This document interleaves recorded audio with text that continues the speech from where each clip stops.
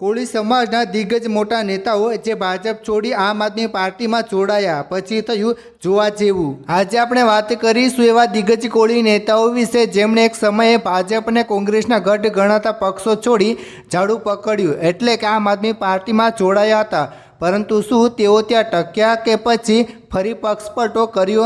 આજે આપણે સંપૂર્ણ વિગતો સાથે આ નેતાઓનું રાજકીય સફર જોઈશું। મિત્રો, વિડીયોની શરૂઆત કરીએ તે પહેલાં તમને જણાવી દઈએ કે આ વિડીયો જાહેરમાં ઉપલબ્ધ માહિતી અને મીડિયા રિપોર્ટ્સ પર આધારિત છે। આમાં દર્શાવેલ માહિતી સંપૂર્ણ રીતે સત્ય હોય તે જરૂર નથી। કોઈપણ વ્યક્તિ, સમાજ અથવા સમૂહને નિશાન બનાવવાનો ઉદ્દેશ્ય નથી। વ્યુઅર પોતાની સમજ પ્રમાણે માહિતીની પુષ્ટિ કરે। પહેલું, રાજુ સોલંકી, ભાવનગર વિસ્તાર। મિત્રો, સૌથી પહેલું મોટું નામ છે રાજુ સોલંકી। ભાવનગરના રાજુ સોલંકી માત્ર નેતા જ નથી પરંતુ વીર માધાતા સંગઠનના માધ્યમથી કોળી સમાજમાં મોટું નામ ધરાવે છે। તેઓ અગાઉ લાંબા સમય સુધી ભાજપમાં સક્રિય હતા।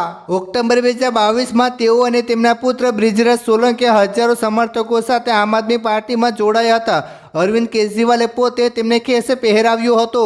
જોકે ચૂંટણી પછીના સમીકરણો બદલાયા છે અને તેઓ હજુ પણ સમાજ સેવામાં સક્રિય છે, પરંતુ તાજેતરના અહેવાલો મુજબ તેમની અને આપ વચ્ચેના સંબંધોમાં પહેલા જેવો ઉત્સાહ રહ્યો નથી। ઉમેશ મકવાણા, બોટાદ। મિત્રો, હવે વાત કરીએ એક એવા નેતાની જેણે આમ આદમી પાર્ટીને મોટી સફળતા અપાવી। ઉમેશ મકવાણા બોટાદ બેઠક પરથી વર્ષ 2022માં ઉમેશભાઈ ધારાસભ્ય તરીકે ચૂંટાયા હતા।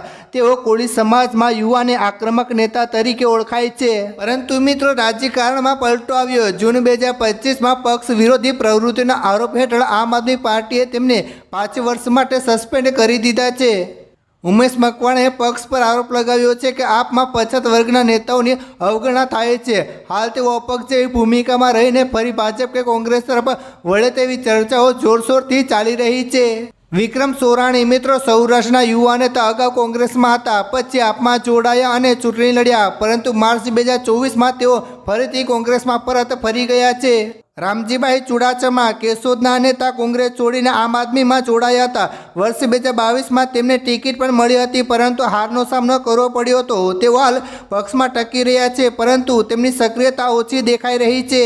મિત્રો, આ નેતાઓનો પક્ષપલટો દર્શાવે છે કે ત્રીજા પક્ષ તરીકે આમ આદમી પાર્ટીએ કોળી કાર્ડ તો ખેલ્યું, પરંતુ નેતાઓને સાચવી રાખવામાં તેને મુશ્કેલ પડી રહી છે।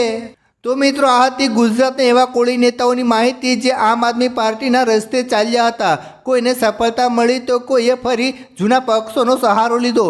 ચૂંટણીના માહોલમાં કોળી સમાજ કોની પડખે જશે? શું નવા નેતા ઉભરી આવશે કે નહીં તે જોવાનું રહેશે। મિત્રો, તમને શું લાગે છે? શું ઉમેશ મકવાણા કે રાજુ સોલંકીના નિર્ણયથી સમાજના મતો પર અસર પડશે? કમેન્ટમાં જરૂર જણાવજો અને જેમ બને તેમ આ વિડીયો શેર કરો, વોટ્સઅપ, ફેસબુક પર ફેલાવો, જેથી કરીને બધાને જાણ થાય કે આજકાલ રાજકારણમાં શું થઈ રહ્યું છે। મિત્રો, ધન્યવાદ।